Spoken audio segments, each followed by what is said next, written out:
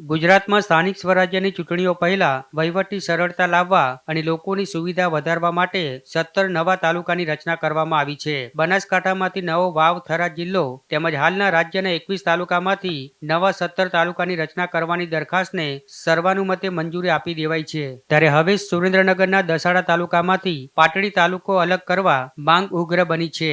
સુરેન્દ્રનગરના દસાડા તાલુકામાંથી પાટડી તાલુકો અલગ કરવા છેલ્લા 7 વર્ષથી સરપંચો અને આગેવાનો રજૂઆત કરી રહ્યા છે. જે તે સમયના તત્કાલીન ધારાસભ્ય નવસાદ સોલંકીએ પણ વિધાનસભામાં પ્રશ્ન રજૂ કર્યો હતો, પણ તેમ છતાં દસાડા અને પાટડીનું વિભાજન કરવામાં ન આવતા હાલ લોકોમાં રોષ જોવા મળી રહ્યો છે. દસાડા તાલુકામાં 88 ગામો છે, માટે દસાડાને સૌથી મોટો તાલુકો ગણવામાં આવે છે.